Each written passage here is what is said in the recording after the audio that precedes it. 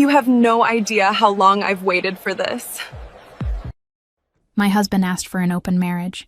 Hours later, I was in the mouth of the most powerful mob boss in the city. He thought I'd accept it quietly, that keeping the surname, the gallery, and the elegant wife pose would be enough to swallow the woman he'd already been hiding from me. He spoke as if my pain were an inconvenient detail, as if humiliation could be organized into clauses. So I smiled. I put on black, walked alone into that opening, and pulled by the tie the man everyone was afraid to face. My husband wanted freedom. He just didn't imagine that mine would begin in the arms of the mob boss. Hi, I'm Lena. A special shout out to those of you watching Book 1 for free here on the My Stories platform, completely ad-free and uninterrupted. Chapter 1. The Woman Who Learned to Smile in Silence. The gallery smelled of fresh varnish and flowers no one had ordered. I came in at 7 sharp, like every morning for the last 4 years, and the first thing I did was take off my heels. Not because they hurt, I'd already learned to pretend they didn't, but because the dark wood floor was the only thing in that city I could feel under my feet without asking permission. Évariste, the elderly doorman who'd called me Madame from day one, turned on the hallway light without saying a word and stayed at the bench by the entrance, half reading the newspaper. That's how he was. Presence without noise, exactly the way my mother had taught me a woman should be. I turned on the exhibition room and stood still for a whole minute, looking at the pieces I myself had chosen over the last 2 months. The invitation listed my husband's name in italics in the lower corner, Adrien Vasseur, host, and mine on the curatorial line, with the word wife in parentheses, like a caption for a piece. I had read that invitation 300 times in the last 2 weeks, always with the same excuse. It's his surname that opens doors. I always smiled. I started lining up the identification cards with the metal ruler from the counter. A millimeter off was carelessness, and carelessness was the only thing my mother condemned out loud. Ma fille, on peut être pauvre, on ne peut pas être négligente. She had died in the 2nd year of my marriage and left me an apartment in Queens full of still wet brushes and a farewell email I'd reread for 2 years without understanding. The phone buzzed on the counter. Anouk. I'm heading to the thrift shop hungover from wine on the wrong day of the week, ma chérie. Distract me. I'm lining up cards. You're lining up Hadrian's life. That's what you're doing. She yawned. The opening's still Friday? Friday. And his name's bigger than yours on the invite? I didn't answer. Anouk breathed into the phone the way a French woman breathes when she's already given up on me and still won't let go of my hand. I'm hanging up before I curse your mother out. And your mother doesn't deserve it. Kisses, sweetie. Lunch tomorrow. She hung up without waiting. I leaned the ruler against the first piece and moved on to the next, because it was easier to keep moving than to feel. Around 9, Évariste appeared at the door with 2 coffees in paper cups, from that place down the block that served burnt but cheap espresso. He held one out to me without comment. I took it, drank, thanked him with a nod. He just said, Madame, you came in earlier today. I did. Sunday you came in late. He turned the cup in his hand. I noticed. I gave him the trained smile, the salon smile, and he lowered his eyes before I had to fake any more. Évariste knew. Évariste had always known. He was the only person besides Anouk who had seen the line on my face before I recognized it in the mirror myself. The day dragged on in small tasks. Insurance review for the works. 2 clients from European trade who stopped by to greet me and left too quickly. A lunch I didn't have. Around 3 in the afternoon, when the sun came in through the window and grazed the bronze sculpture, I picked up my phone, opened the archived emails folder, and searched for her name. Maman. The email was there, like always. Subject line. Pour quand tu en auras besoin. For when you need it. Ma fille, je n'ai pas eu le temps de t'apprendre tout ce que je voulais. Mais retiens une chose. Élégance n'est pas silence. Tu confonds. Tu vas confondre longtemps. Le jour où tu comprendras la différence, tu sauras que je suis encore avec toi. Ma chérie, I didn't have time to teach you everything I wanted. But hold on to one thing. Elegance is not silence. You confuse them. You'll confuse them for a long time. The day you understand the difference, you'll know I'm still with you. I read it, closed the app, went back to the ruler and the cards. Today wasn't the day. It never was the day. It would always be later. After the opening, after the summer, after the wedding anniversary, later. I left at 6:40. Évariste closed the door behind me and called me Madame for the last time of the day. I took the subway because a cab seemed like showing off, and I walked back from Lexington to the Upper East Side building where I'd lived with Hadrian for 4 years, without ever having moved a single piece of furniture. The doorman greeted me by his surname. I answered with a nod. I rode up to the 22nd floor thinking I needed to wash my hair before Friday's opening, thinking about varnish, about lighting, about how long his marriage to the hotel heiress would sustain a gallery that would never really be mine. Hadrian was in the living room when I opened the door. It was strange. Hadrian never came home before 9. Hadrian came home tired, or wearing too much cologne, or with hair wet from the gym that wasn't on his way home. That night he was sitting in the caramel leather armchair he had picked out without consulting me, with 2 wine glasses on the marble side table, and a rehearsed smile at the corner of his mouth. "Take off your coat, chérie. Come here." I took off my coat slowly, hung it up, took off my heels, crossed the Persian rug that was the only thing in that apartment I had helped buy, and sat down in the armchair across from his, legs crossed, back straight, hands on my knee. Lunch with the mother-in-law posture, the posture of someone who learned too early. "Wine? Thank you." He handed me the glass with that elegance of gesture that had charmed me at 24, and now seemed like performance. The wine was a Chateau Neuf du Pape that cost a month's gallery rent. I recognized it by the color before I even took the glass. "Mélis," he said, and stopped, drank, set the glass down, adjusted the cuff of his shirt. I wanted to talk. I didn't answer. I knew that conversation with Hadrian didn't ask for a response. It asked for an audience. We're both intelligent people. He swirled the glass by the stem with 2 fingers, and I think intelligent people don't pretend. It's not dignified. I held my glass with both hands and watched the reflection of the light inside the wine. I found the detail amusing. The whole scene had been staged, even the wine. "I've met someone," he said, "a while ago. The first thing I thought was just like checking a sum and finding the number adds up. Her name is Camille. She works at the Paris office." He drank again. "It's not a passing thing, Mélis. I wanted to be clear with you. You're being, and I don't want a divorce." He leaned in slightly. "A divorce would be a humiliation, for me, for the family, for you too, chérie. My parents, your contacts, the gallery." He waved his hand as if shooing away a fly. I thought of an adult solution, civilized. I looked at him over the glass. He took my silence as interest. "An open marriage. Smile. More wine. You keep the surname, keep the gallery, keep up appearances. I keep Camille. You, if you'd like, can meet someone too. Discretion, of course. No scandal, no photos, no rumors. Adults." He waited.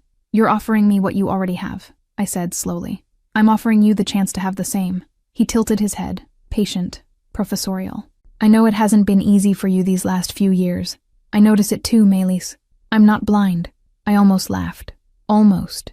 You've been blind since before you married me, Hadrian, and what you notice is just the reflection in the mirror." "How long?" I asked. Camille, 1.5 years. I drank. The wine went down the way it goes down when you're not tasting anything. "Thank you for your honesty," I said.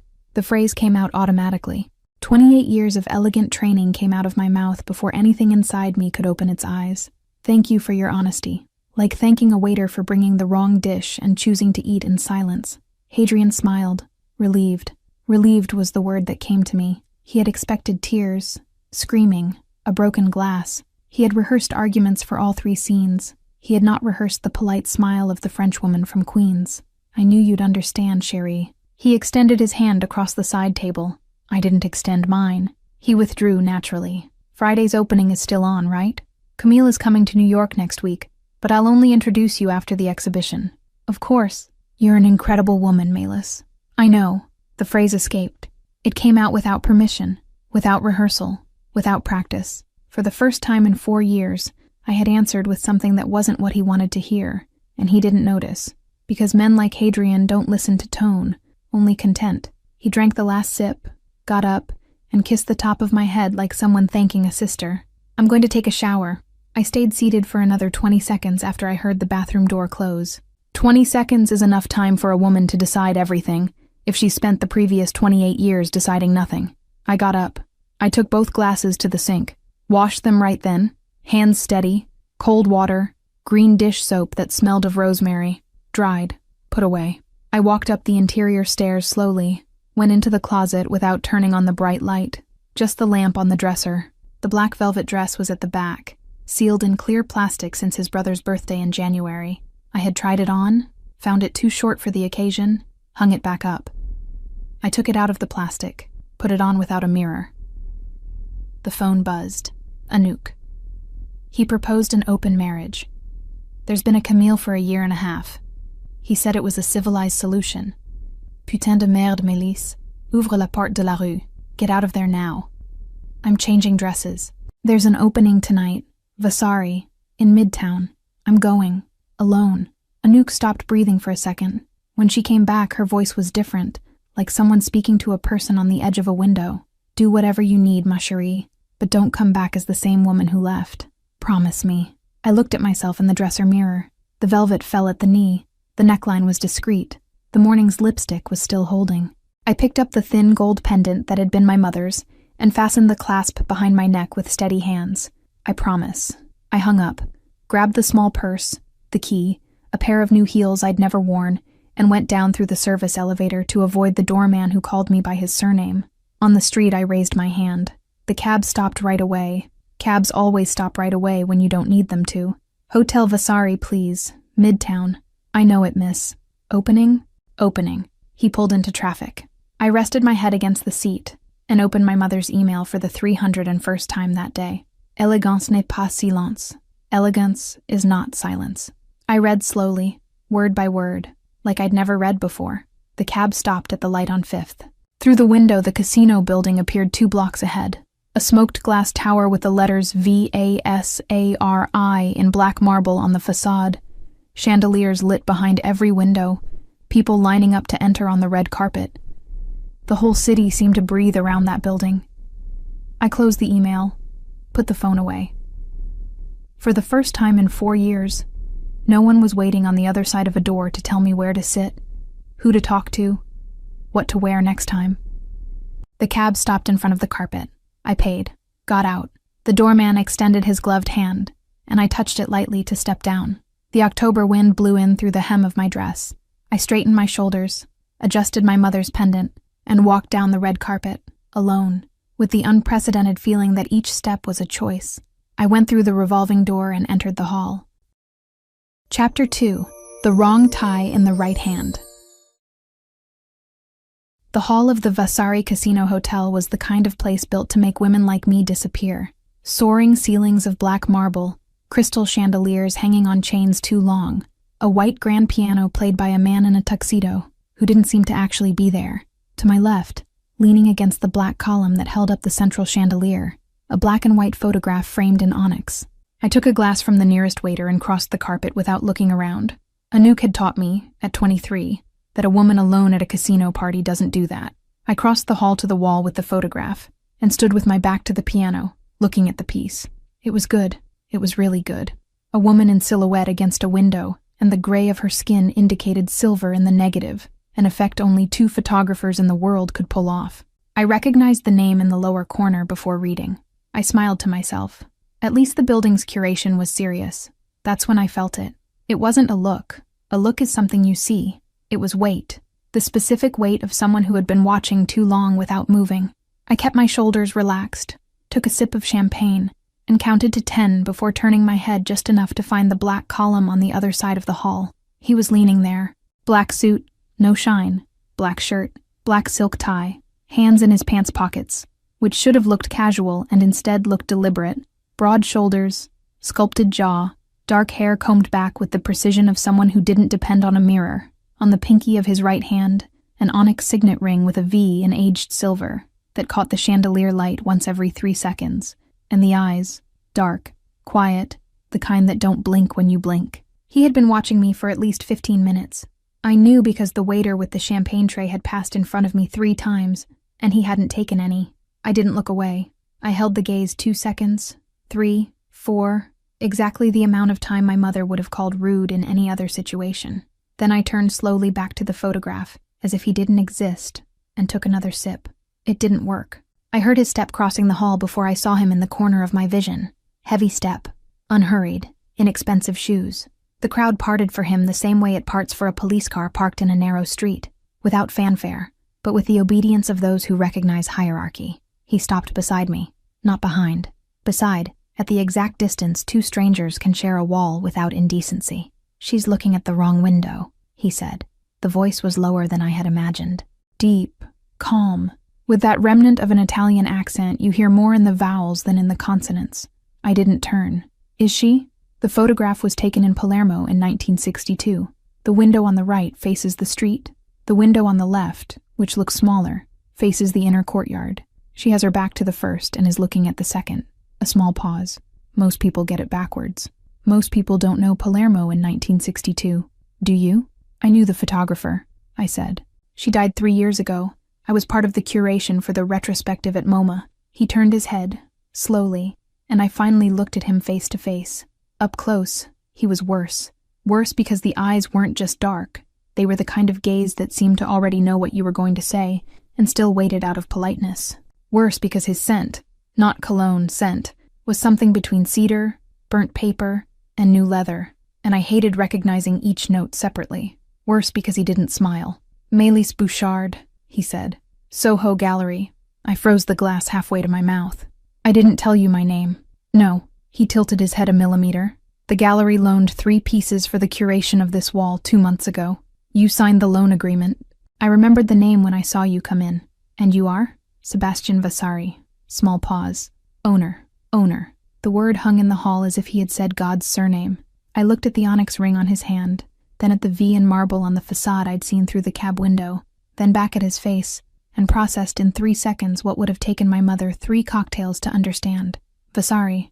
The Vasari family. The Soho Gallery was 8 blocks from a pizzeria the FBI had shut down 2 years earlier for laundering tied to the Sicilian-American Cosa Nostra. Hadrian had commented on the case at the time, with that tone of someone laughing over the rim of a glass. The kind of men who wear black suits during the day, Mélis. You don't say hello. I said hello. I extended my hand. Mr. Vasari. He held it. He didn't squeeze. He held.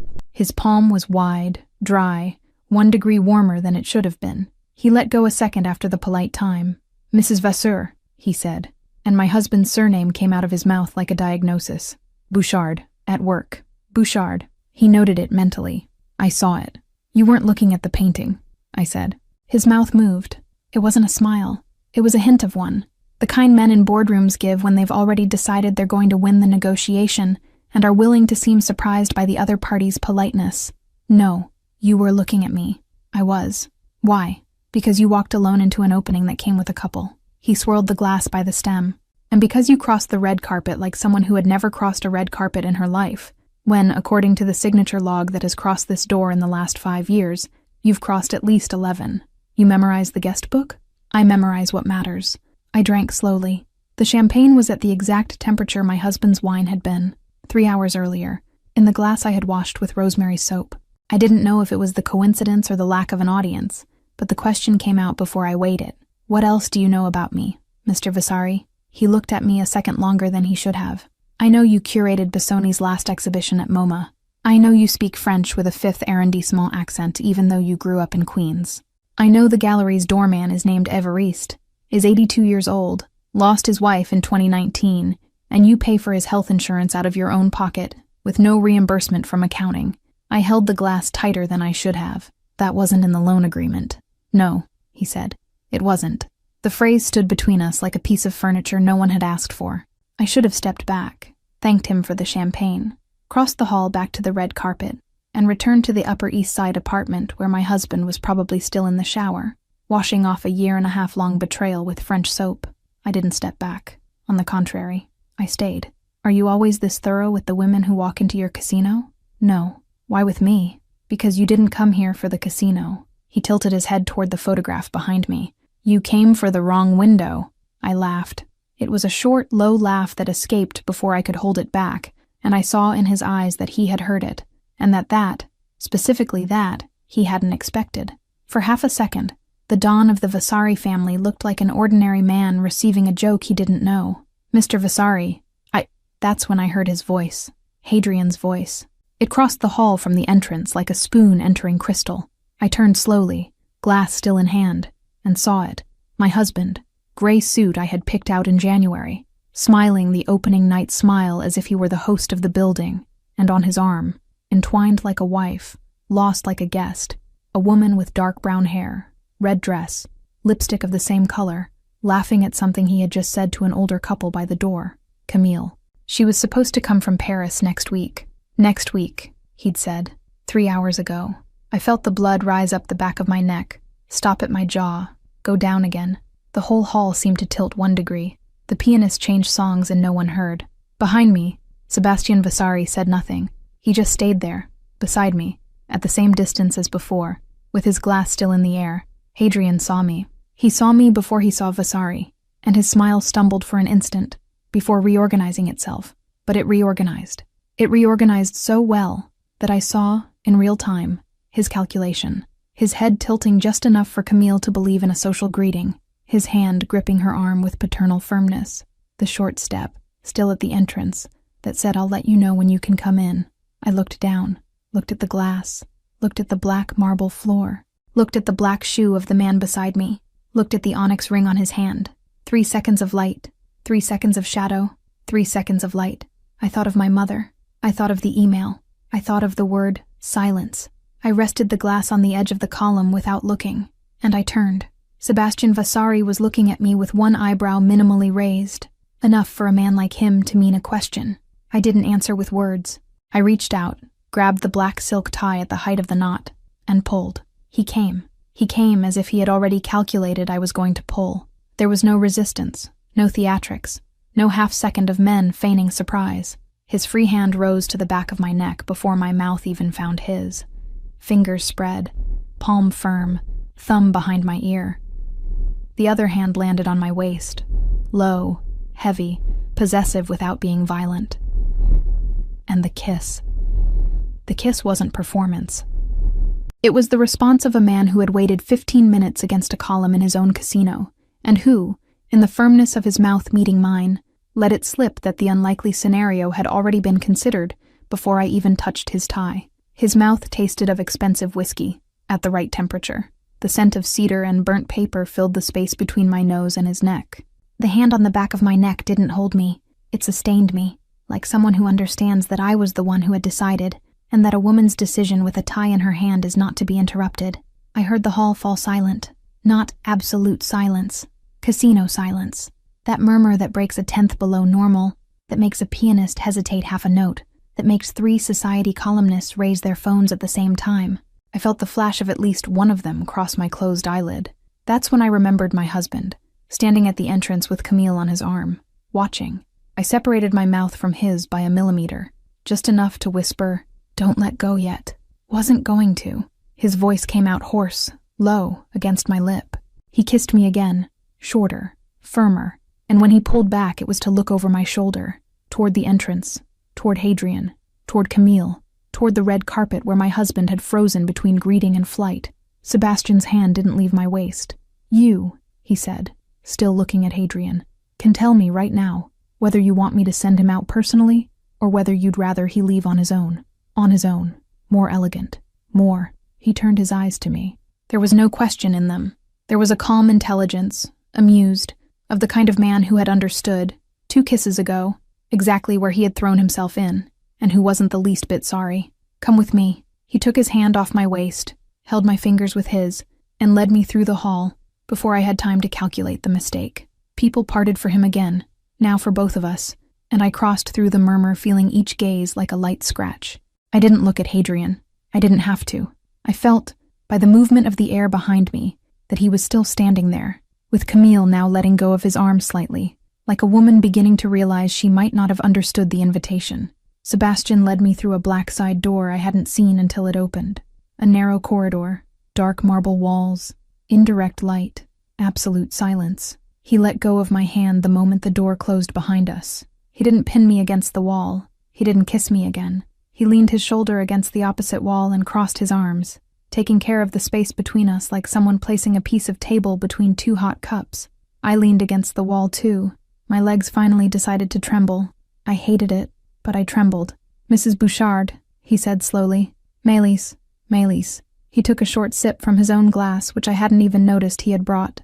"You wanted a name to hurt your husband. Use mine as much as you want. When you're done, let me know." The phrase entered me before I had a defense. I looked at him, looked at the black suit, the onyx ring, the tie that still bore the crease of my hand, the dark eyes that returned my look without blinking. You're offering your surname to a married woman who just kissed you in front of 400 people? I'm offering what you took. He tilted his head. I thought it fair to name it. And in return? In return? Nothing. No man offers nothing in return for nothing. I'm not just any man. He said it with a calm that made me step back half a pace. It wasn't arrogance. It was a statement of fact. It was the kind of phrase men say when they've passed 35 and lost someone important and no longer have patience to fake modesty they don't feel. I crossed my arms to hide the trembling. I don't need favors from a mobster. His mouth moved. It was almost a smile this time. I didn't say it was a favor. You said use my name as much as you want. That's a favor. It's a contract without a clause. Different. I don't need that either. No, he said, and his voice dropped half a tone. I can see you don't. He looked at me a second longer than I could bear, and I saw, behind the dark eyes, a note being made. One of those notes men like him make in silence and collect on later. She isn't afraid. Just proud. Are you leaving now? He asked. Yes. Sasha, my driver, is at the back door. Black car, plate ending in V. He'll go wherever you ask. No charge. I'll take a cab. He'll be at the back door anyway. I peeled myself off the wall, adjusted my dress, touched my mother's pendant at the back of my neck. I walked past him toward the corridor door, the other one, the one leading to the exit lobby, not to the hall. When my hand touched the handle, his voice came from behind, low. Melis. I stopped without turning. The photo of that kiss will be in the columns in half an hour. Small pause. I thought you should know before you got home. I closed my eyes for half a second, opened them. Thank you, Mr. Vasari. Sebastian. Thank you, Mr. Vasari. I turned the handle and left. The black car was at the back door, as he had said. The driver, tall, thin, black gloves, even though the night was warm, opened the door without asking my name, and I got in without giving it. I rested my head against the leather, closed my eyes, and for the first time that night, let the air leave my chest all the way out. The phone buzzed. A nuke. I didn't answer. I opened the screen. It was a photo. The society column of one of the 3 magazines that mattered in Manhattan had already posted me from behind, with my hand on the black tie, and him, facing forward, with his hand on the back of my neck. The caption read, in thin letters, Mrs. Vasseur runs into an old friend at the Vasari opening, without her husband. 32,000 likes in 11 minutes. I closed my eyes again and laughed once, low, in the back seat of a mob don's car, whom I had met exactly 40 minutes ago. The driver looked in the rearview mirror. Address, ma'am. I opened my eyes. I thought of the caramel leather armchair, the Persian rug, the bathroom where Hadrian had showered while I washed the glasses. I thought of Camille in the red dress, standing at the entrance of the casino, finding out in real time that she might not be the only woman whose life had changed that night. Upper East Side, I said. I'll guide you. The driver nodded. The car merged into traffic, and the phone on my lap buzzed again. Now it was Hadrian. I watched his name flash on the screen 3 times, 4, 5, and didn't answer. Chapter 3. The Price of a Gift. I woke up the morning after the kiss with the wrong feeling that nothing had happened. Hadrian's side of the bed was untouched. He had slept in the guest room, with the door locked from the inside, as if I were the one who had been humiliated. In the kitchen, 43 notifications on my phone. Society column, society column, society column. The main photo, my hand on his black tie, his mouth on mine. Hadrian cropped in the background with Camille deliberately blurred half a step away. The screen went dark and lit up again with his name. I let it ring. The card was the 3rd thing. I tried to pay for coffee at the corner. The reader declined 3 times. On the sidewalk, I opened the bank app. Hadrian had canceled the card at 3 a.m. The gallery's card declined too. The company was under a Vasseur Holdings tax ID, and the holding had blocked the corporate account the moment the private banking manager opened business hours. In 3 clicks, he had pulled the floor out from under me. I walked to the gallery up Lexington. October was settling firmly into Manhattan. Dry wind, leaves at the corners of the gratings. I tried to think of the next steps as if they were labels on pieces, order, materiality, dimension. It didn't work. What worked was anger, a discreet French anger, of someone who had been raised never to spill, and who that morning preferred to spill. Évariste, the gallery's elderly doorman, opened the gate with his own key before I reached the door. He looked at my face, then at my heels, then at the sky, and said only, Madame, today you arrived in one piece. Good. It was the most elegant thing anyone had said to me in 4 years. I went up to the mezzanine office, called the accountant, found out the month's rent was still paid, and breathed. There was time. Not much, but there was. The 2 men appeared at 11. They were standing on the sidewalk when I came down to adjust the lighting in room 3. Cheap suits, shoes shined too much, the posture of men who had learned security from a weekend course. Évariste moved to open the door, and I gestured for him to stay. I went out myself, in high heels on the uneven sidewalk, gray wool coat buttoned up to my neck. "Good morning. Are you Mélisse Vasseur?" "Mélisse Bouchard," I corrected. "Vasseur is a husband's name. Can I help you?" The one on the right pulled an envelope from the inner pocket of his blazer. "We're delivering an extrajudicial notification from Mr. Hadrian Vasseur. You have until Monday to remove personal belongings from the marital apartment. And Mr. Vasseur asks that you consider ending the gallery's public activities until the end of the month, out of respect for the family name." I smiled. It was a small smile, like a librarian asking for silence from children who can't yet read. I took the envelope with 2 fingers, folded it without opening, and handed it back. "Gentlemen, I will take what's mine when I see fit, and the gallery belongs to Mélisse Bouchard Curatorial, not to a husband's surname." I paused briefly, just so they could hear their own embarrassment. "If you come back here without a court order, I will personally go to the 13th precinct and file a complaint for intimidation. I have cameras at 3 different angles. Évariste, please log the time in the entry book." "Already logged, madame," he said, from inside, without lifting his head.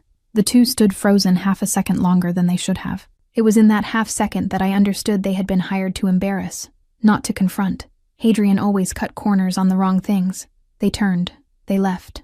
I went back inside with steady heels, until the exact point where the door closed. Then I leaned against the corridor wall, clutched the coat with both hands, and breathed deeply enough for my vision to blur.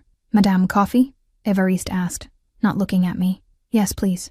That night, alone in the apartment that was technically still his, I counted 6 unanswered calls and 2 messages from him that just said, "We need to talk, and you're going to make me take action," as if he hadn't already taken every possible bureaucratic action before my first coffee.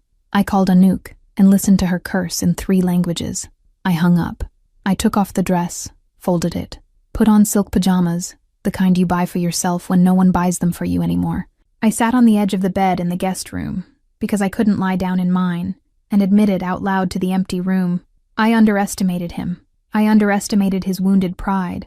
I underestimated the speed at which a man who had never looked at me could see me when another man did. I underestimated how much the currency of my marriage had always been silence alone, and that by breaking the coin, I was breaking the entire banking system of my life. I slept in my clothes.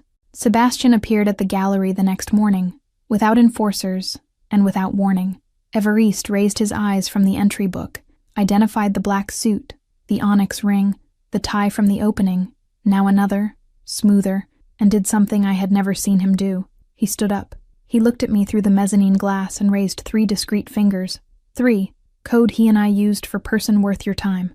I went down. Sebastian was standing in room 2, his back to the door, in front of a large black and white photograph, a 1950s woman, sitting sideways, hands in her lap, looking at a window. He didn't turn when he heard my heels. "What is the model looking at?" he asked. "At the garden of the hotel where she was forced to spend her honeymoon." I stopped 2 steps from him. "The photo is called Elegance. Fitting." Then he turned.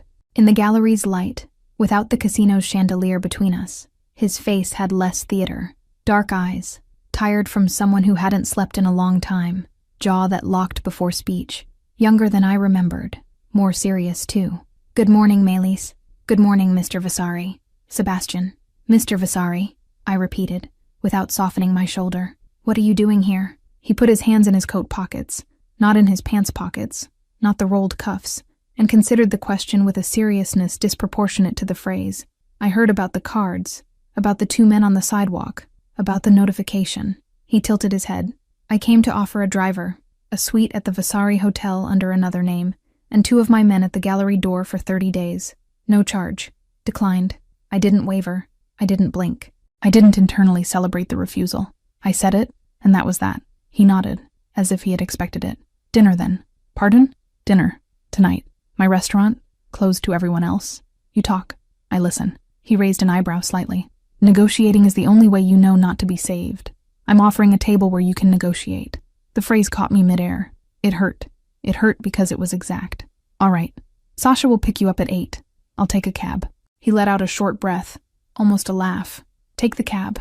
The restaurant in Tribeca had the light of a chapel and the temperature of a wine cellar. Exposed brick, a single table in the center, a waiter only for the courses, no one else.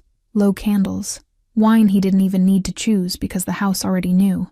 It wasn't seduction by a man flashing money. It was the economy of gestures of a man who had already done too much theater in his life and was tired. Sasha, outside, leaning against the car, refused the coffee the waiter took out on a tray before I went in. No sugar, no caffeine, no discomfort, no risk. I heard him answer, in the driest voice I had ever witnessed. What's left is little, not worth the cup. I laughed to myself, in the empty hall, with no one to see. Sebastian stood up when I came in, pulled out the chair, sat only after I did. I waited until the waiter served the wine, and disappeared behind a side door. What do you want? I asked. He swirled the glass a quarter turn, slowly. Company, when you want to give it. That's a phrase from a dangerous man, Sebastian. It's a phrase from a tired man, Melis. We sat quietly for an instant. The hall had that kind of silence in which the candle makes more noise than breathing. And if I never want to give it, then I have dinner alone here on Fridays, he answered, without irony. The house is already paid for. I looked at him for real for the first time since the casino. Not at the ring, not at the tie, not at the posture, at the man. How many people did you ask for favors to find out I hate being interrupted when I speak? None. He took a half sip. You cut off the waiter in the middle of his explanation of the dish.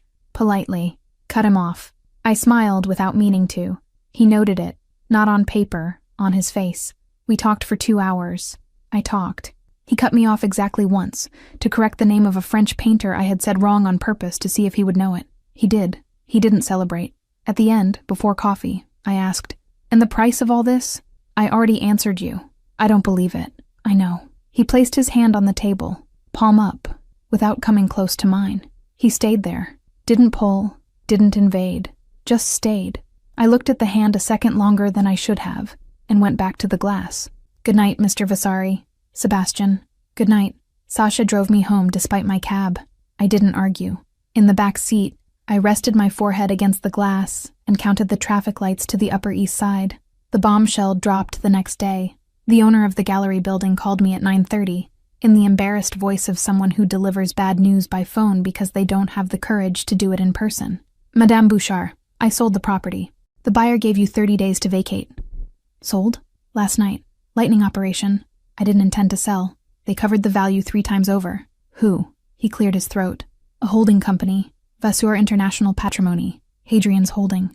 I sat in the chair in the mezzanine office.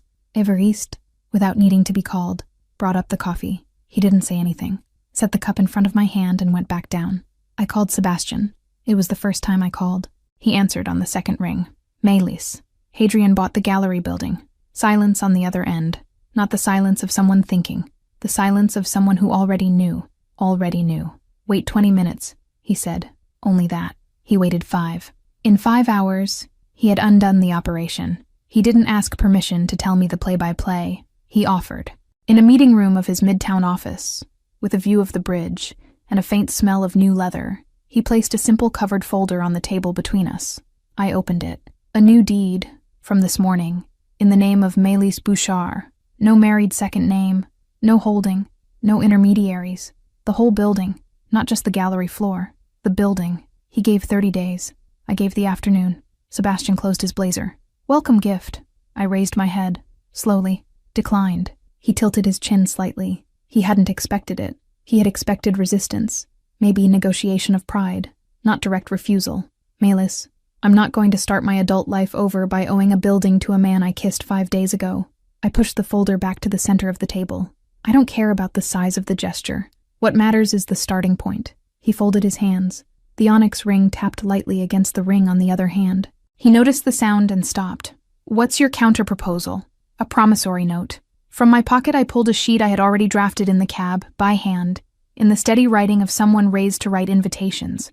Repayment of the acquisition value in quarterly installments. Market interest.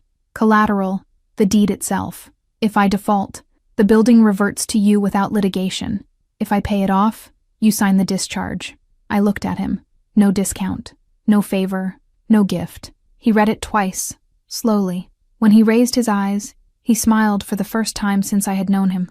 Not the small, measured smile from the hall, the corridor, the restaurant, but a corner of the mouth smile that started in the eyes and took half a second to reach his entire face. "You know I can buy that promissory note tomorrow." "I know, but you won't." "Why?" "Because you're smiling now." I put the cap back on my pen. "And a man who smiles like that doesn't undo it." He laughed. It was the first time. A low, short sound. Surprised by his own laughter, he took his pen, more expensive than mine, of course, and signed. Then he signed the promissory note. Then he stood up, walked around the table, and extended his hand to mine. Not to pull, to shake. I shook it. "Partners, then?" "Mr. Vasari." "Sebastian." "Partners." "Sebastian." It was the first time I said his name out loud. He picked up the promissory note with the care of someone retrieving a relic. Crossed the room, opened the first drawer of the office, and put the sheet inside. Turned the key, put the key in his vest pocket. "Dinner tomorrow?" he asked without turning to me. "I'll let you know." I left the meeting room with the copy of the deed under my arm, crossed the dark wood corridor and the marble lobby, took the elevator alone, and rode down 32 floors, with the feeling that something important had happened. On the sidewalk, Sasha was waiting for me with the car door open. I accepted the ride without arguing this time. I looked through the back window as he crossed 6th Avenue and rested the copy of the deed on my lap. The paper smelled of new ink. Chapter 4. The Stitching in the Kitchen. A week passed at the strange tempo of a woman who hadn't accepted a suite, but had started accepting rides, hadn't accepted protection, but had begun to know the driver's name. Hadrian kept calling. I kept not answering. It was on a Wednesday in November, 7 days after the dinner, that I accepted for the first time to go to his place in Tribeca. I expected a penthouse, glass, white marble. I found exposed brick, 3 stories, light wood stairs, books as far as the eye could see. The kind of house someone had decided to truly live in. I felt a brief tightening. It was harder to resist a man who had bookshelves. Sebastian came to greet me without a blazer, in a long-sleeved white shirt, and the onyx ring on the right finger. "Milas, Sebastian." The rule began at dinner. The 3 of us were at the table. Sebastian, me, and Lorenzo Greco. The cousin Capo introduced only as Lorenzo before I sat down. And Lorenzo cut me off in the middle of a sentence about a Venetian gallerist. It wasn't rude. It was automatic. The interruption of someone who had been in charge of tables for too long. Lorenzo was 2 years younger than Sebastian. I found out from the toast he made at the start. "To 34, still patient with this 32-year-old capo," he said, glass raised. Sebastian didn't smile at the joke. He saluted with the glass and drank. "Lorenzo." "Don." She was speaking. That was all. Lorenzo looked at me, then at his plate, then at Sebastian and said only, "I apologize, ma'am," before going back to the meat. For the rest of the dinner, no one at the table cut me off, not even the waiter pouring the wine. I had never been at a table where someone imposed silence on my behalf. It took me 10 seconds to understand, another 10 to decide not to comment, another minute to think that Hadrian had cut me off so many times in 4 years that I gave up on the sentence before the end. That night, I also discovered the brown sugar. It was by chance. I asked for coffee after dessert. Sebastian made it himself in the Italian machine, opened the cabinet above the sink to get the sugar, and there was a small jar, handwritten on the label, Brown, Malis, as if the jar had a baptismal name. "You don't take sugar," I said, in a voice lower than I intended. He didn't turn. "No, Sasha doesn't. Sasha doesn't take anything. Lorenzo wasn't here before today." Then he turned, mug in one hand, jar in the other, and looked at me like someone deciding between lying well or not lying. "It's yours," he said only. "They bought it by mistake once and it stayed." I didn't believe him. I didn't say I didn't believe him. I drank the coffee with his brown sugar and pretended I hadn't heard the most revealing sentence of the month. The almost kiss happened on the staircase. I was going up to get my coat. He was going up behind me to get a folder from the second-floor office. On the landing between floors, where the high window faced the inner courtyard and the streetlight came in at an angle, he stopped. I stopped. He was 1 step below me, for the first time at my eye level, without needing to lean down. "Malis, Sebastian." His hand rose to the side of my face and stopped a millimeter from my skin. I felt the heat before the touch. I didn't touch and wasn't touched. I was suspended in that millimeter. listening to my own breath grow shorter than it had permission to be. He leaned in. I leaned in. His phone rang. It wasn't a regular ring. It was a sequence of 3 short rings and 2 long ones, code I didn't yet know, and that he recognized as absolute urgency. He stopped, stepped back half a stair, took the phone from his vest pocket without looking at me. "Greco," he answered, and that was all I heard before he went down 2 steps, turned his back, and spoke in low Italian for 90 seconds. When he came back, his expression had hardened. "Sasha will take you home." "All right," I answered, faking the relief I didn't feel. He held my wrist on the way down the stairs, not with force, just rested it there, as if confirming I was still there. He let go at the door. I left without my coat, because I had forgotten to grab it from the bedroom, and neither of us remembered. I came back to his place at 1 in the morning the following Thursday, officially to pick up the forgotten coat, unofficially to see if the kitchen light was on. It was. Sasha opened the door without commenting on the hour. I followed the corridor by the smell, coffee, antiseptic, and something metallic that wasn't either coffee or antiseptic. I crossed the dark living room, opened the swing door, and stopped. Sebastian was standing leaning against the kitchen counter, shirtless, with a white towel pressed against his left arm. The towel was red. The floor around him wasn't. He had contained the bleeding before it leaked from his own skin. There was an open bottle of expensive whiskey on the counter, and a folded square cloth, and nothing else. He looked at me. He didn't ask me to leave. "Deep wound?" I asked without greeting, without faking surprise, without asking where it came from. "Deep. Stitchable?" "Stitchable." I walked to the sink, washed my hands with his soap, dried them on the clean towel folded on top of the microwave, opened the cabinet where, the week before, I had seen the first aid kit. It was still there. I took out the curved needle, the black silk thread, the local anesthesia in a vial. My mother had been a volunteer paramedic in Paris before becoming a painter. I learned to stitch flesh at 12, on rubber mannequins, in a neighborhood basement. I pulled up the high stool from the counter, made a sign with my head. Sebastian sat. "Anesthesia," I said. "Skip it." "I'm not skipping it." He looked at me. I looked back. I applied the anesthesia. I stitched his arm in silence for 17 minutes. The stitches came out regular. Needle, thread, knot, needle, thread, knot, and the only thing that could be heard in the kitchen was the oven clock and his breathing, slower than it should have been for someone with that wound. He spoke first, when I was on the 8th stitch. "My father died in a Marchetti ambush when I was 29. I didn't raise my head. I arrived late, 15 minutes. He breathed between sentences, not from the pain, from the proximity of the subject. I learned to arrive early ever since. Today I arrived in time for what mattered, not for myself." "And your mother?" I asked, without diverting the needle.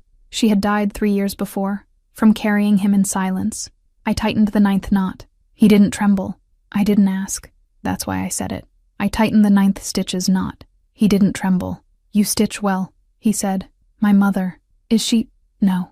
Sorry. I know." When I finished, I washed my hands again, collected the needle in a glass with alcohol, folded the gauze over the stitch, and fastened the bandage. I didn't say goodnight. I didn't ask for an explanation. I didn't ask anything. I left the kitchen, picked up the forgotten coat in the second-floor guest closet, came down, crossed the corridor through the same swing door, and Sasha was already in the car running on the street, as if he knew I would leave in exactly 3 minutes. I didn't look back, but, in the rearview mirror, before the car turned the corner, I saw the kitchen light was still on. On the following Saturday night, opening at the gallery, new exhibition, Threads, monumental embroideries by a Syrian artist who stitched with human hair from her own wedding. I had curated the show in 2 weeks, on the fly, to show Manhattan that Mélis Bouchard still existed.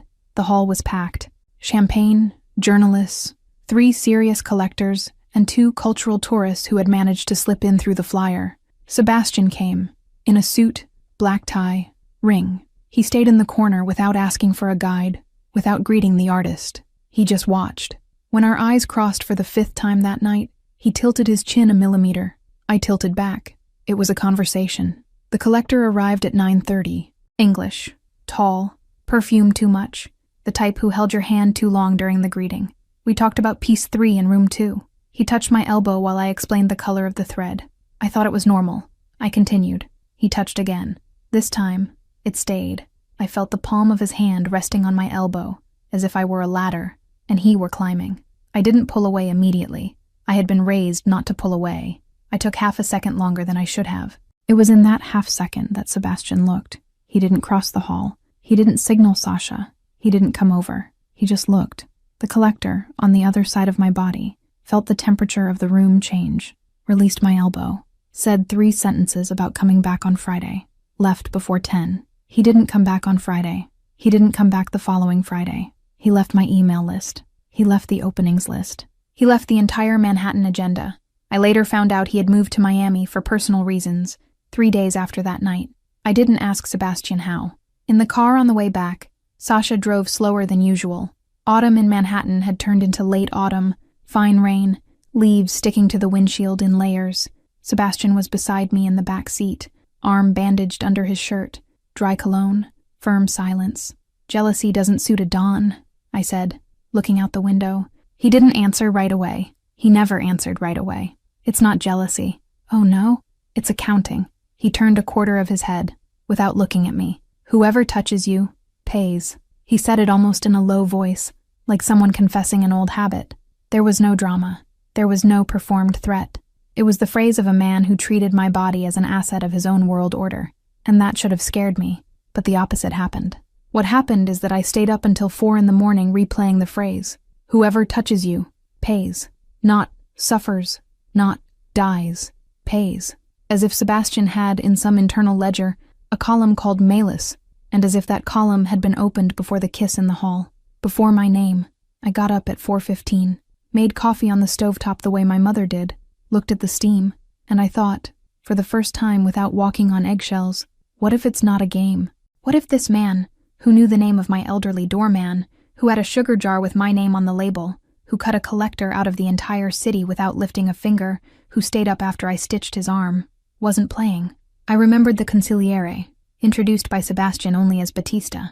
At Wednesday's dinner, he had spoken to me 3 times without his eyes touching my face. He always looked at the wall a hand's breadth above my head, with the precision of someone trained not to see me. His expression stuck with me, that of a man receiving an order he didn't agree with, and carrying it out in the most technical way possible. At 4:30, alone at the counter of an apartment that had been my marriage, I realized I had begun to swallow less than usual, and that scared me more than the Don's phrase. Because one thing I knew, with the certainty my mother taught me to have about few things, the day a woman like me stops swallowing, she's already crossing the hall. She's already pulled some tie. She's already signed some promissory note. She's already stitched some arm. There's no going back. I turned off the kitchen light. I looked at the phone one last time before trying to sleep. Hadrian. 4 missed calls. We need to talk. Urgent. It wasn't the first urgent message. It was the first in which urgent was in capitals. I turned off the screen, and I lay down trying to remember, without success, at what exact moment that week the fear of Sebastian had turned into the fear of not having Sebastian. Chapter 5. Took you long enough. The gallery closed at 6, and I had the old habit of leaving at 6:15, after checking the alarm twice and wishing Évariste good night, as if he were an uncle I never had. It was Tuesday, 3 days after the opening of Threads, 4 after the almost kiss on the staircase, and exactly 11 since the night I pulled a black tie in the hall of a casino. The November sky was purple at the edges, and Manhattan had the damp smell of trampled leaves that always reminded me of the tiny apartment in Queens where my mother painted in the kitchen because the living room was too small. Évariste held the door, smiled the usual smile, in that way of someone who knows the world is smaller than it seems when you've worked 30 years in the same building. I picked up my bag, adjusted the belt of my black coat, and took 2 steps onto the Soho sidewalk. That's when the van pulled up. The side door opened before I understood the geometry of it. A man got out, high collar, big hands, an unhurried face. I had time to think, with idiotic clarity, that his shoe was expensive Italian, and that whoever wears expensive Italian shoes doesn't usually kidnap a woman on the street. I thought wrong. His hand closed around my arm above the elbow. The other covered my mouth with a cloth that smelled of hospital and something sweeter.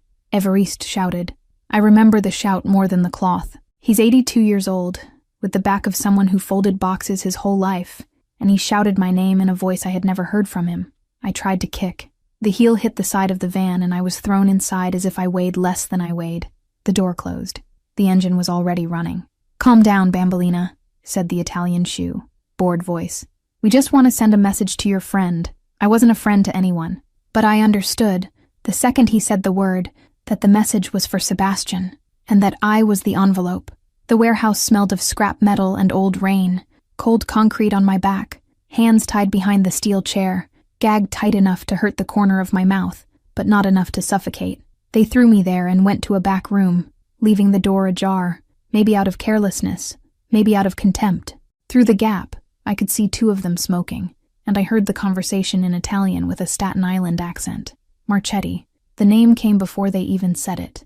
I had learned enough in the last few weeks to recognize the tattoo on the neck of the one who had pushed me into the van. Olive branch, but crooked. It wasn't the Vasaris. The concrete was pulling the warmth from the soles with the hunger of an old thing. I tried to count in French. Un, deux, trois, to keep fear from turning into panic. My mother counted in French when my father died. I was counting in French now, and I thought of Sebastian, not of the dawn, of him in the kitchen, at 4 a.m, with his arm open. I thought of his hand on my neck in the casino hall, and I thought, with an anger that warmed my feet, that if I died in that warehouse I wouldn't have chosen anything in life. Not the exit, not the entrance, not the man. That wasn't going to happen. I worked my wrists until I felt the blood return. The rope was nylon, badly tied, too tight near the knot, loose at the wrists. Whoever tied me was in a hurry. Hurry is what you give to an envelope. That's when I saw the shard. A piece of white tile, the size of my palm, fallen 3 steps to my right, with the edge broken at a sharp angle. I dragged the chair across the concrete, slowly, faking surrender every time one of them passed by the door's gap. I leaned the chair leg against the shard. I tilted my body. I fell to the side. My cheek hit the floor. My right shoulder screamed, and for 2 seconds I thought I had fractured my collarbone. I hadn't. It just hurt as if I had. I rolled to the shard, picked it up with the fingers behind my back, and started sawing. It took a while. I don't know how long. Time in the warehouse had no clock. The shard slipped. I cut my wrist along with the nylon, and the warm blood running down to my palm gave me a new anger. More useful. I thought, élégance n'est pas silence. I thought, my mother didn't die for me to end up tied up in a Brooklyn warehouse because of a man who never looked at me. I thought, and not because of another one who looked too soon either. The rope gave way. I kept my fists crossed behind my back as if they were still tied, and stayed lying on my side, listening for footsteps. The two were talking loudly in the back room. Something about timing, about the phone call that wasn't coming. The Italian shoe came in first, irritated, shouting his partner's name over his shoulder. He didn't look at me properly. He thought I had passed out from the chair falling. The chair was still tipped over at my side, and its legs hid my wrists. He bent down, still shouting at the other one, and said something in dialect I didn't understand. I waited until his breath was close enough to my shoulder. Then I raised the shard. It wasn't clean. It wasn't cinema. I hit his temple and he fell sideways with a sound like a wet sack, and I rolled over his body with the elegance of a woman who had eaten 3 olives in 8 hours. The gun was in his holster. I took it. It was heavy, heavier than I imagined, colder, and the finger found the safety by reflex. Sasha had shown me the piece a few days earlier, without ceremony, in the garage of the Tribeca house, on the night I forgot the coat there. Not for you to use, madame. For you to recognize. I had repeated the gesture 3 times on that occasion, thinking it was curiosity. In that warehouse, I discovered it was preparation. I always pay attention. Sebastian arrived 4 hours later. I know because the warehouse clock was a bar of light at the steel gate, and when he blew open the gate, I could see through the gap that the light had already changed color 3 times. The first thing that came in was the sound, a heavy car tire stopping on gravel. Voices in Italian, dry, short orders. Then a bang, 2, 3. The second henchman, in the back room, shouted something and was silenced. I heard Sasha's step, black glove, unhurried, and his step, heavy, calculated, coming straight in. When the warehouse's side door opened, I was standing. I had to be. The blood had dried at the corner of my mouth and on my wrists and on the sleeve of the coat that had cost a week's salary last winter. The gun was lowered in my right hand, finger off the trigger, barreled toward the floor, exactly as I had seen Sasha do. Sebastian stopped at the door. He was in a black suit, black tie, hair slightly mussed in the back as if he had run his hand through it some 20 times in the last few hours. His face I will never forget. It was the face of a man who had dismantled a city piece by piece, and still arrived first at the question that mattered. Behind him, Lorenzo. Behind Lorenzo, 3 more soldiers I didn't know. I looked at Sebastian. He looked at me. And I said, in the firmest voice I could assemble in my dry throat, "Took you long enough." He didn't answer. He crossed the warehouse in 4 steps. The soldiers stopped where they were, not understanding, because Don Vasari doesn't cross a warehouse without checking corners, doesn't lower his guard in front of a fresh corpse, doesn't run. That night, he ran. He took the gun from my hand without asking, handed it to Lorenzo without looking, and pulled me by the intact elbow against his chest with a force that had no calculation at all. "Cazzo," he said against my hair, low, and I had never heard that word in his voice before. "Cazzo, cazzo, cazzo." I didn't cry. I wanted to. I couldn't. His body was warm in a way warehouse concrete is not, and his hand rose up my back and stopped at the back of my neck, in the same place as the casino kiss, and he kissed my forehead as if that forehead were the last thing left of a burned city. "Everyone out," he said, without raising his voice. "Tutti." Lorenzo hesitated half a second. Sasha did not. The 3 soldiers left first, then Lorenzo, then Sasha closed the side door with the black glove and stayed on the other side. I knew, without needing to look. Sebastian pulled me back just enough to look at my face. His eyes were red at the edges, not from crying, from not sleeping, from not breathing, from 4 hours without air. "You're whole," he said. It wasn't a question. "I am. Here." He touched my cheek with the back of his fingers, slowly, where there was a mark from the concrete. "Here." He went down to the corner of my mouth, at the cut from the gag. "Here." He took my wrist and turned the palm up, saw the blood, closed his eyes for a second. "Miles, I am," I repeated. "Sebastian, I am." He pressed his forehead against mine, and he stayed there.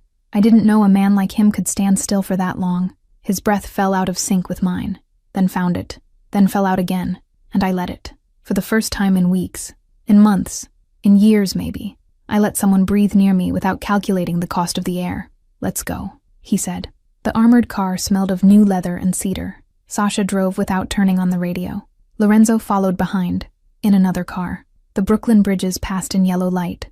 Sebastian didn't let go of my hand once. His fingers gripped mine in the wrong rhythm, harder than he realized, and I didn't pull away. At some point on the Brooklyn Bridge, I rested my head on his shoulder, because something else hurt that I didn't know how to name yet, and his shoulder was the firmest thing I had encountered all year. "Who was it?" I asked, low. "Marchetti. They thought you were a passing mistress." "And what am I?" He took a while, not because he didn't know, because the answer required more air than he had. "Something else," he said. "You're something else." When the car pulled into the Tribeca house garage, Sasha got out first, opened the door on my side, and looked at me, not in the rearview mirror, as he had done the whole trip, but face on, with an expression he never used. It wasn't pity. It wasn't relief. It was something older. "Madame," he said, and lowered his head half a centimeter. I understood. It was the only reverence Sasha Mirov made in life, and he was making it for me. Sebastian got out behind me. He put his hand on my back, lightly, the way you touch someone who breaks easily, and he had already learned that I didn't break easily. I didn't let go of his other hand. We crossed the garage. The interior door opened. The hall light was low, golden, in the way of that house. I came in without letting go of his hand. Chapter 6. The door, the coffee, and a small thought. The living room was silent when the garage door closed behind us. Sasha went up the service stairs without saying where he was going, and I knew, without needing to ask, that he had vanished for the rest of the night. It was the kind of discretion men like him treated as inheritance. Lorenzo didn't even come in. He stayed in the car, speaking Italian into some control center of the world I didn't know, and the house became ours in 3 seconds. Sebastian turned on a single side lamp, the low one, in the corner, that cast honey-colored light on the dark carpet, and left the other rooms in shadow. He led me to the sofa, sat me down as if I were porcelain, and went to the bar to fetch 2 glasses of water. Not whiskey, water, I noticed. I drank slowly. He sat on the floor, beside me, his back against the sofa, knees apart, hands on the glass, tie undone for the first time that night. His profile from below was younger than from above. I had never thought of that before, and I caught myself thinking it now. "Melis," he said low without looking at me. "Tell me." He took a while, looked at the water, closed his eyes for a second, opened them.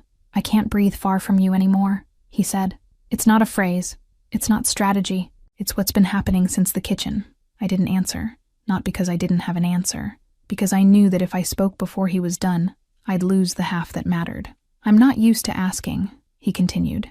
"I buy, I order, I close doors. I'm 36 years old, and this is the first thing I've truly asked for in adult life." He turned his face to me. The honey light caught the corner of his eye. Stay. It wasn't an order. It wasn't a promise. It was a word with a man's weight. It was the first time I had seen Sebastian Vasari ask. I set the glass on the table, slowly, because my wrist still hurt, and because I wanted that internal recording I made of my own life not to rush at that moment. "I spent 28 years smiling in silence," I said. "I learned to think it was love. I learned to call it elegance. My mother died before telling me it was a lie, and left me a 4-word email for me to dig up when I was strong enough." He waited. "I don't want to stay with you because you protect me, Sebastian. I'm capable of protecting myself. I proved it today." "I know," he said. "I saw. I want to stay," I continued, and my voice trembled once in the middle, just once, "because you're the first person who let me choose." He let go of the glass, got up onto the sofa. He didn't kiss me yet. He stayed there, with his forehead almost against mine, with his hand open on my knee, weightless, and I saw up close the crack he had been hiding from the entire hall of Manhattan. "I'll stay," I said. His hand rose to the back of my neck, the same place as the casino kiss, the same firmness, but the kiss, when it came, had no audience, no revenge, no society columns. It was slow, it was long, and I felt, for the first time in my life, that a kiss could be a sentence rather than an exclamation. He pressed his forehead against mine when he pulled back. His breath was uneven. So was mine. "Come up," he said, low. I went up. He came after me. The staircase was the same one as the almost kiss, and I remembered that mid-step and laughed to myself. I reached the corridor. The door to his bedroom was ajar. I waited. He arrived. His hand found mine, finger by finger, and I closed it. The door closed behind us with a sound I won't forget. Not because of the sound, because of the silence that came after. And it was everything that needed to be said that night. I woke up before him. I woke up all at once, the way you wake from a dream that hasn't yet released your wrists. For 2 seconds, the warehouse concrete was back at my back, and the temple of the man I had opened with the shard appeared in the dark, the way a piece of furniture appears when the streetlight hits its corner. I looked at my right hand by reflex. It was clean. Someone, Sebastian, I knew, without needing to think, had washed off the blood before laying me down. The breathing beside me was deep, slow, for the first time since I had known him, heavy like that of someone who sleeps without making calculations. I looked at the ceiling until I stopped trembling. It took a full minute. Then I looked at him.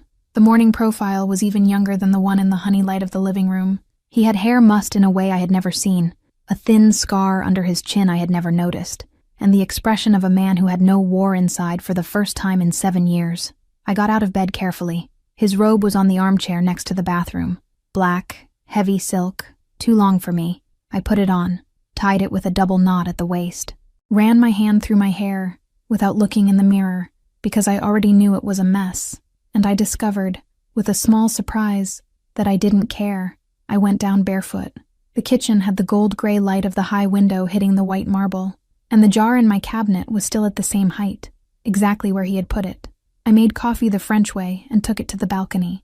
I leaned against the railing. The stone was cold under my bare feet. I took the first sip, and it was on that sip that I smiled, the way I hadn't smiled since I was 17, before my father died, before the marriage, before everything. I was 28 years old, and I was learning the way back. From the kitchen, I heard the sound of the coffee I had made being poured into another cup. Sebastian had woken up. I didn't turn. I let him see me like that for a minute. "You made coffee," he said from the doorway. I did. Strong. French. He laughed low. He came to the balcony, leaned beside me, shoulder to shoulder. He was in pajama pants and a gray t-shirt I had never seen, and I thought, with idiotic tenderness, that there was a gray t-shirt in that house I had never seen. It was the first of many things I hadn't seen, and would see. Melis. Good morning. I turned my face to him. He was serious, but at the corner of his mouth there was a small humor I had also never seen. I rested my forehead on his shoulder, took another sip, stayed. "Good morning," I said. We stayed like that for a while. I don't know how long. It was the kind of time that isn't measured in minutes. He asked if I wanted to eat. I said not yet. He asked if the stitches on my wrist hurt. I said they hurt less than they had yesterday. He took my free hand, turned the palm, kissed the wrist over the gauze he himself had wrapped at dawn. and I thought, he stitched first. The phone buzzed in the robe pocket. I remembered I had put it there without thinking. I took it out. It was Anouk. Message in French. Alors, raconte-moi tout, ou je traverse l'Atlantique. I laughed. Before answering, I opened the call list. Évariste had called 4 times during the night. 4. The old man who never bothered anyone. I pressed his name and he answered on the first ring, in the voice of someone who hadn't slept. Madam, thank God. I'm whole, Évariste. Mr. Vasari's men found me in time. I'll be back at the gallery the day after tomorrow. He didn't answer for a few seconds. When he did, it was in French. He had never spoken French to me in 4 years. Bien, madame. Bien. I hung up before he could cry. Sebastian, beside me on the balcony, pretended he hadn't heard. I went back to Anouk's message. I showed Sebastian the phone. He doesn't speak French, but he read the tone. Tell her everything's fine, he said. I typed, Tout va bien. Tout. Je t'expliquerai. I sent it. I saw her 3 little dots appear, disappear, appear again. Anouk, unfiltered, with 6 exclamation points. I scrolled the screen back without paying attention, on the autopilot of a finger that had grown used to notifications in the last few weeks. Hadrian had sent a message last Thursday. We need to talk. Urgent. In capitals. His way. I remembered seeing it, ignoring it, sleeping badly because of it. And I remembered now that he hadn't sent any since. No call, no lawyer, no message from Camille pretending it was a wrong number. Nothing. Hadrien Vasseur, the man who had cut cards and bought my gallery's building in 24 hours, had simply stopped. Strange, I thought, slowly. And right after I gave myself the reassuring explanation that the brain gives when the morning is too pretty and the right man's shoulder is too warm to worry about the wrong ex-husband, public humiliation, the kiss photo, his lawyers. Maybe Sebastian had handled something behind the scenes that I didn't need to know about. Hadrian was vain even in losing. I took another sip of coffee. What is it? Sebastian asked. Low. Nothing, I said. And it was true. Nothing at all. I put the phone in the robe pocket, leaned a little more on his shoulder. The light was rising. The stone under my bare feet had warmed up just a bit. Somewhere in the city, a dog was barking. Somewhere closer, inside the house, the coffee maker was dripping the rest of my French coffee, and I thought I was going to need to make more. Come back inside, he said. It's cold. In a bit. He laughed. He didn't leave. He stayed. I stayed another minute. I looked at the November sky above the rooftops of Tribeca, with his hand finding mine on top of the cold railing, and my mother's phrase came on its own, for the first time without pain. Ma fille, élégance n'est pas silence. I smiled again, took the last sip, turned the cup over, and I went inside. Lena here. That wraps up Book 1, and I've already finished Book 2. You can get access to it for a really small fee.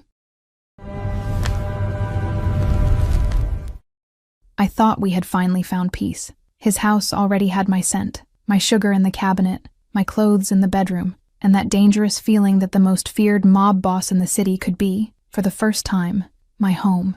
Until I opened the first drawer of Sebastian Vasari. Inside the black leather folder, there weren't just photos of me.